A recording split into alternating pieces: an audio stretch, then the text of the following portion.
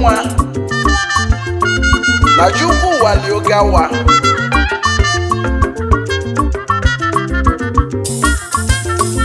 o wee bụrụ Ebube Chukwu Ebube n'ugwugwu n'Ụmụnri ya bụ obele nwa chi gọziri agọzi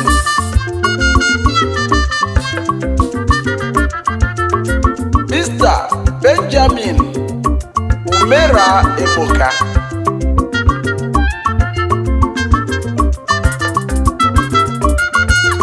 obele nwa Chukwu teli mmanụ nụ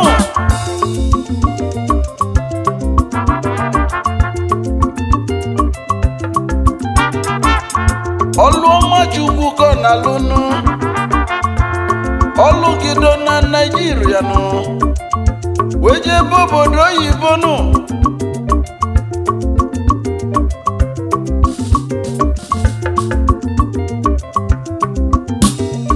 mana mamili na-esotawa ụkwụ n'elu ụwa nke anọ maka na nwa abụọ da atafịfịa na nwa ugo na-eyi ugo n'ọcha obele nwa na chi gọzili ị na-enyelu ụmụ ogbenye aka n'ụwa donu na mmadụ 20 ka o bunyere moto na Naịjirịa n'afọ gara aga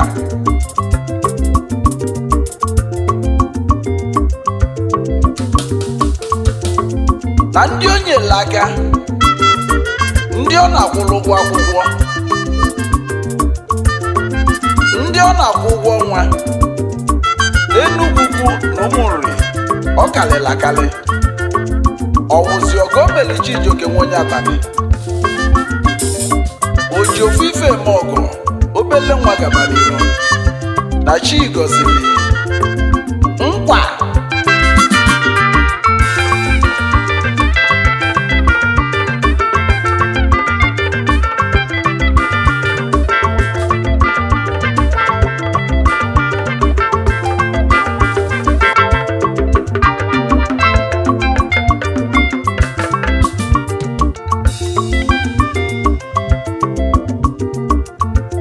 onye mụsịrị obele nwa anyị na-ekwunu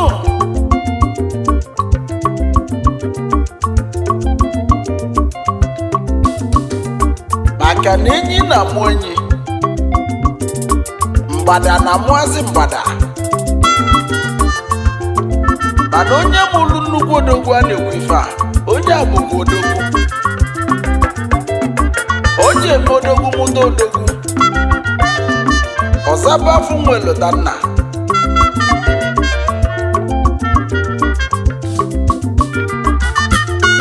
Senior Prophet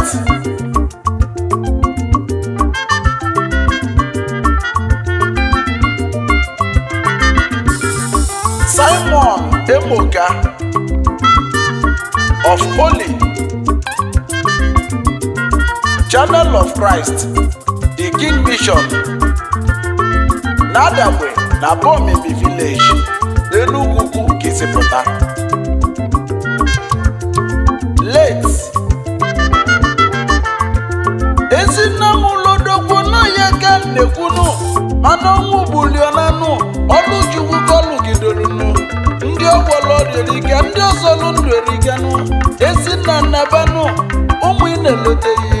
ezinna m ụlụ n'odogwu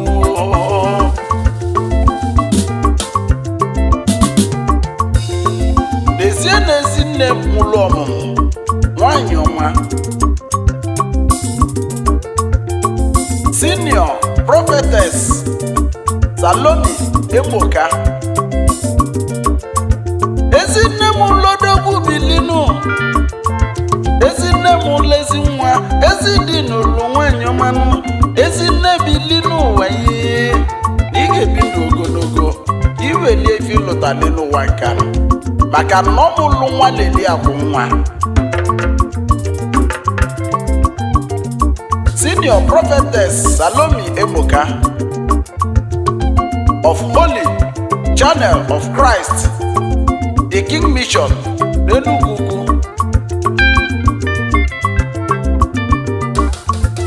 ka nke n'ezigbo dozie akwanụ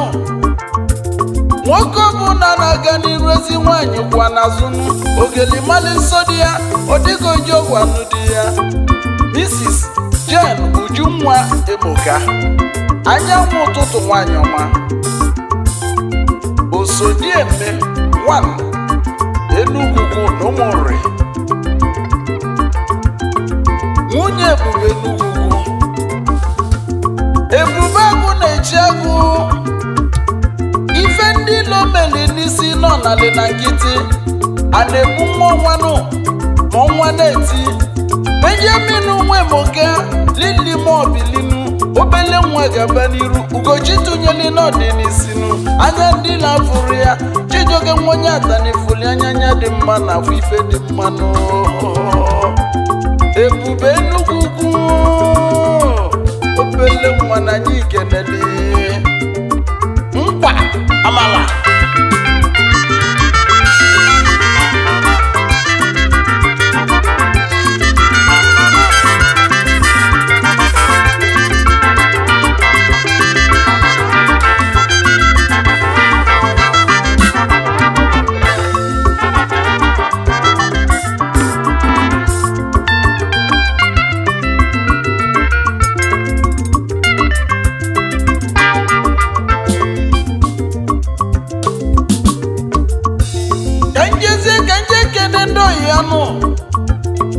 Chisa Emenike John Chukwu Ọzọmkpu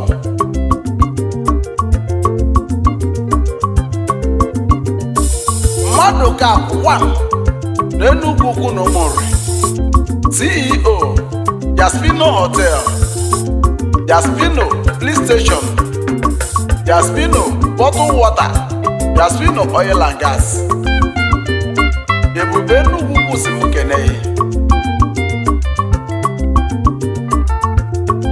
Honorable Justice Anwụleka Agatha Okeke of Federal High Court na Nigeria Adadiora Mma Enugwu n'Ụmụnri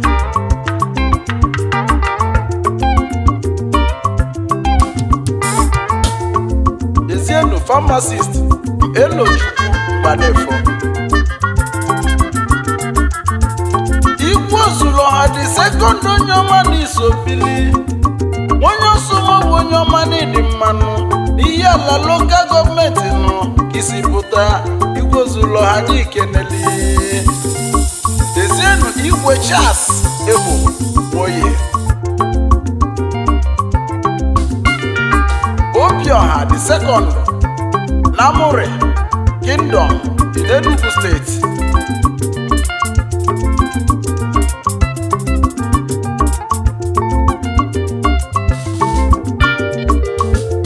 Osimuledezi oyienu ọnwụ bulionanụ ọ bụ onye ka nnekwunu late Onyekachukwu Okeke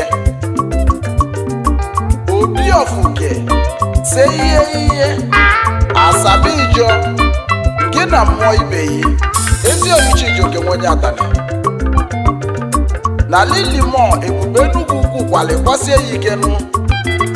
maka na ọya prọsọ na ndụ ka Chukwu nna nnabata mụlobi na ndụkwa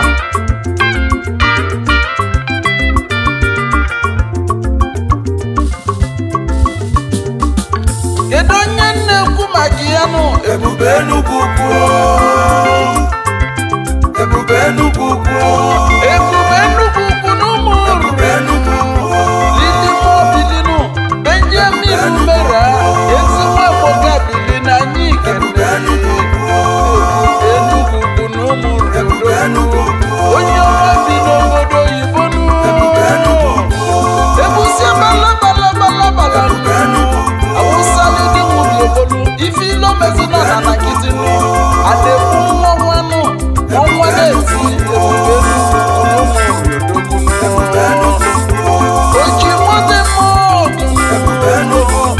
oji une mogo bili n'obele nwa biko gaba n'iru Ebube Enugwu bụ nwanyị Ụmụnri n'ịdị mmanụ Ebube Enugwu esi ya Ebube Enugwu yes sir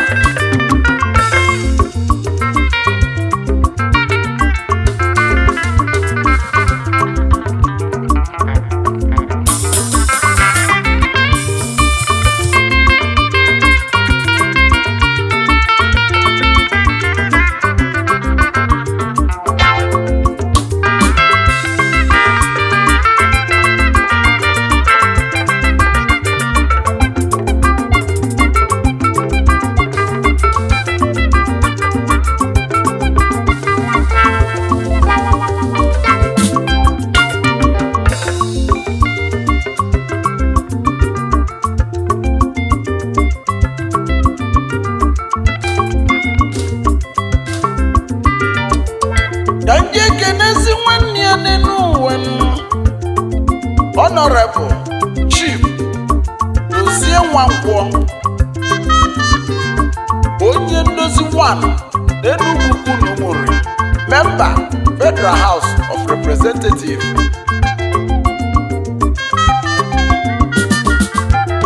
Osimuke n'ezie yanu Honorable Chief Dr. Okudili Ezenwangwo Ewepudike 1 na Nanka, Member Federal House of Representatives.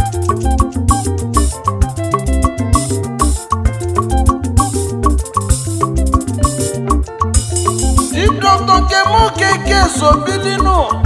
Onyocha Bilinu, Deputy Governor na Anambra State. Dr. Nkemu Okeke onye Enugu Ukwu, Ebube Enugu Ukwu Sibuke n'ụlọ. Ezienu Chief Robinson Agụ onye Nushia 1 n'Enugu Ukwu, Chairman of the new Abatolo Ingrid Nadabwe Abomimi Enugu Ukwu.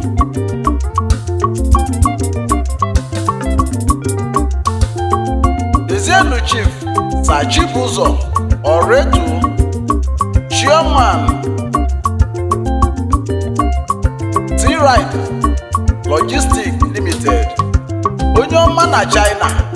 onye abaga na-eboteto onye ọma bigo bilinu. Chibuzo Oretu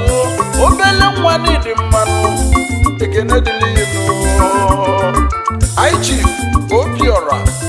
Madebuna Alolo Iyom Adobi Madebuna Nsito Ugebediya Nobosi, ọ ga-adịlụ nụ mma. Chief Safamefu na Bilinu Polinus Ezinweji Ndụ Ọchịlọsọ 1 Nuke Obishilezi Nuke. Chief Sir Afamefu na Polinus Ejindụ onye ọma gaba n'iru nụ. Ezienu Mrs. Joy Ngozi Mbachi ezi nwa Mbachi onye ọma na-ịdị mmanụ.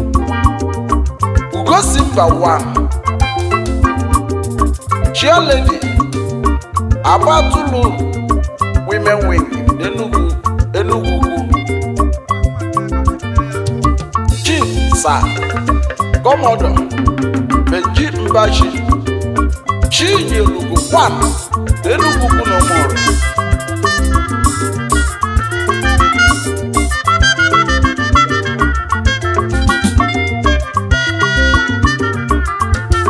Osimuke n'ezi nwanne ya nụ Chief Sida Nnadozie Omelagu Ikenge Enugu Ukwu na Umuri, onye ọma n'obodo oyibo South Africa gibi ebinu. Ikenge Odogwu ezi nwa Omelagu bịa nwoke mmali mma bilinu oyimu. Dosida Nigeria Limited Odogwu bilinu South Africa gibi ebinu. Nwanne isi m keneyi nwanne mmadụ abụrụ oyiyo.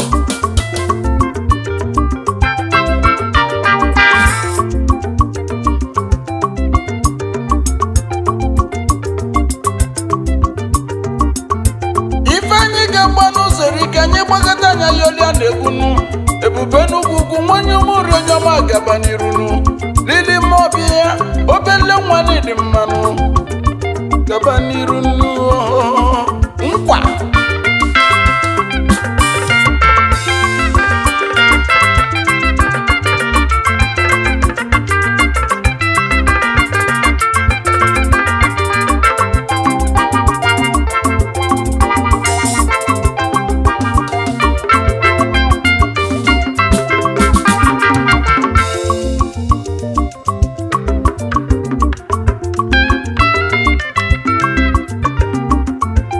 Osimuke na His Royal Majesty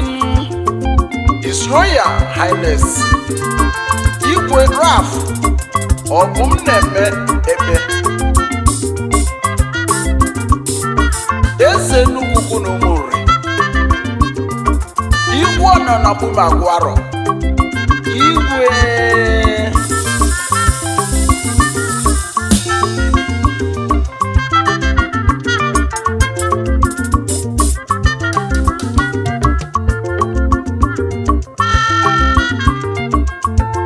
Osimuke na His Royal Highness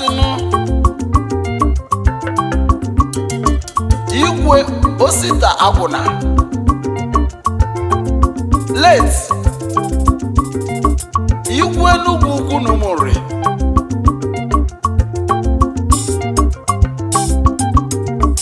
nnukwu igwe ka Chukwu nna anabata mkpụrụ obi na ndokwa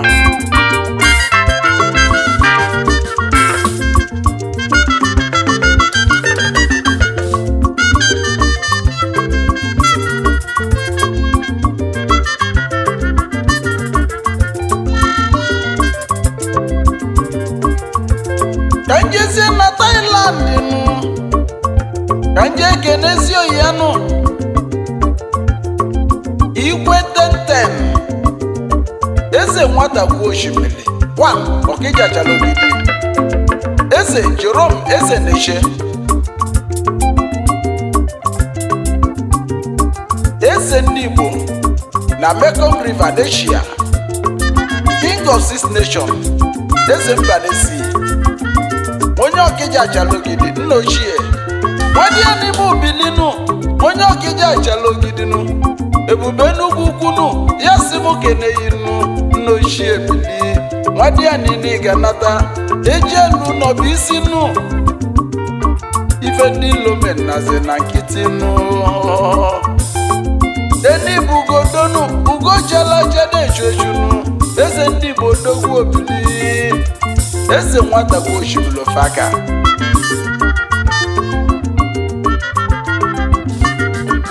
eze Jerome Eze Neshe ụzọ Chukwu wale nwanne mmadụ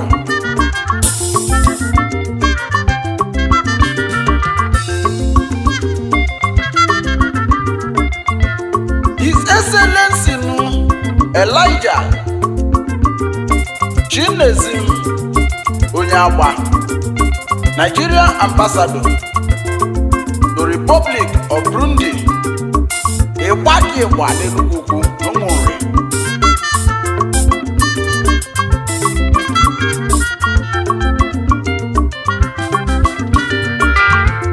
Egbenu kenyi nọ n'ifenyi gbanu zerikenu ogozenye anọlianu nwanyị atani nọ n'egwu Ebube Enugwu Ukwu na kikekwe na bọnụ ije sie ihe elu nọnụ eje elu na obisi maka na nweza defu na mbanụ kainanụ kedu onye na-ekwu maka ya nụ Ebube Enugwu Ukwu Ebube Enugwu Ukwu Ebube Enugwu Ukwu Ebube Enugwu Ukwu Ejeminu mera ezi nwe nwoke bili n'obele nwa gaba n'iru n'Chijioke Nnebunyeli Ọkaimeli megbu na ya onenu obele nwa mmebe gị semenu jide gị idolu onye si jide ka o ji n'anya na nkobere amakanụ ka nna jụ ndị ilu ala kwụsịgị ụlọ